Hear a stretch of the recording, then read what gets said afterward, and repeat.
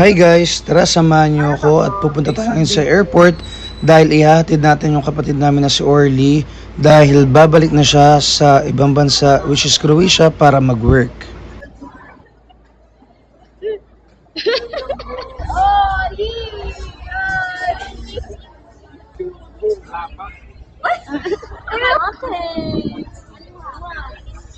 Dito kami ngayon sa airport, Otis, kasi ihahatid namin yung aming kapatid na si Orly dahil pupunta na siya sa Croatia.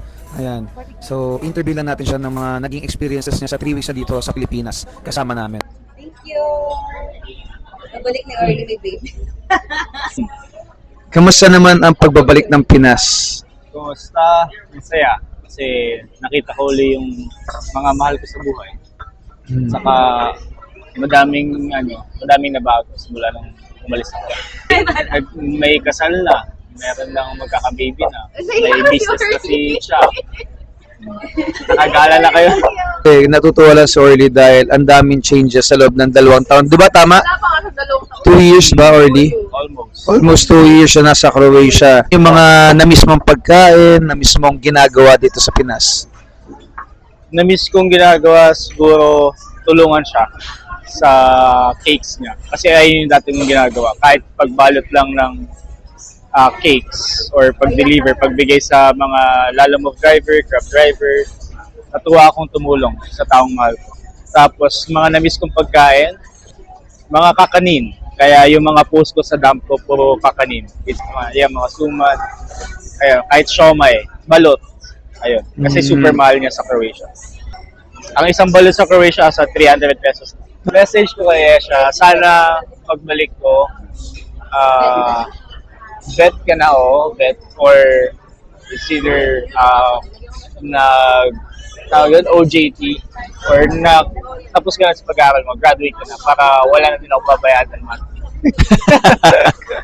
Kay mama, ayun, sana mahanap ni mama yung career na gusto niya. Kahit ngayong may edad na siya. I mean, katulad yan, na nakafocus siya sa paggugupit ng aso, sa learning new skills. So sana makapag-focus siya sa gusto niya talagang gawin sa buhay. And salamat sa pag-asikaso sa lupa. Sana mapatayo natin yung lupa. Kay Papa, sinabi ko na kay Papa nung gender reveal niyo.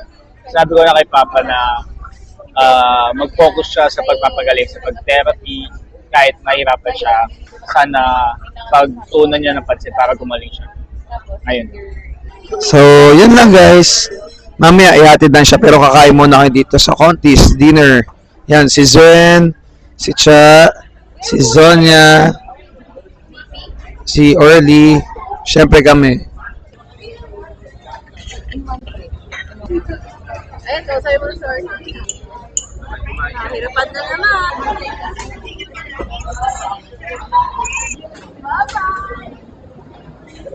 Anak, smile dyan, no?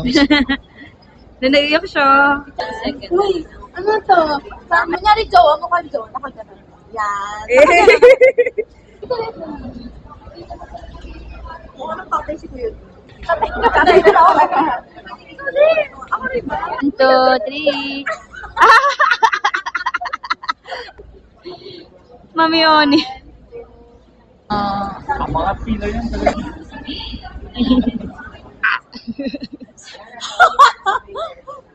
Group hug. Group hug. Hindi naman. Kylie. Iyak na yan mamaya. Ay, ate! Alam mo, iyak na Sila natin. Para man. Umiiyak ulit. Parang kasi mas nakakalungkot pag pangalawa na, no? Sabi niya rin. Happy! Kaya nga, isa mo, G-side tayo. Wait.